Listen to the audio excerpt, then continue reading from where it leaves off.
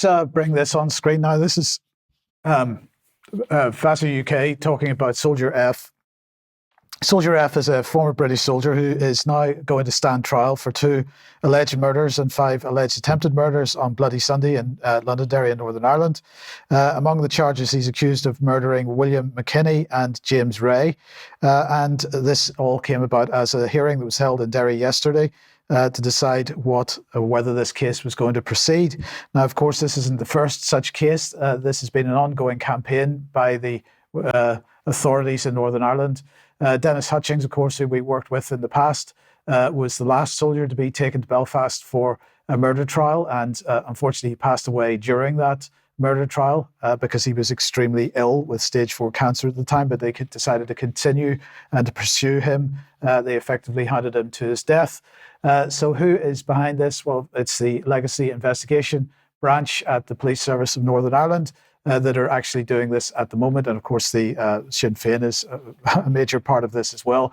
But why is this happening? Well, this is happening because of one particular aspect of the Good Friday Agreement. And the man behind that, of course, is Tony Blair, because there were letters of amnesty sent to all the Irish Republican Army terrorists who were also potentially going to be prosecuted for murder following the post-peace process, but those letters gave amnesty and they were therefore not pursued. Tony Blair said, "I'm not going to apologise for sending those letters to those who should have received those letters, because without having done that, we would not have a Northern Ireland peace process. But in the meantime, people on the British side continue to be hounded even all these years later." So if you want to know a little bit more about this, have a look at this episode. If you look on the UK column for the David Ellis report at Lawfare, this is David Ellis speaking to Dennis Hutchings while he was obviously prior to the prosecution against him.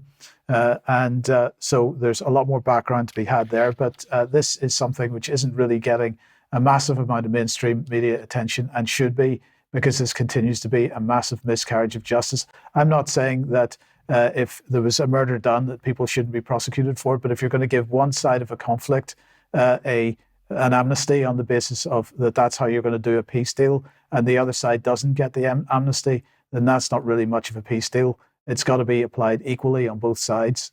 That would be the argument there as far as I'm concerned. Okay, let's move on.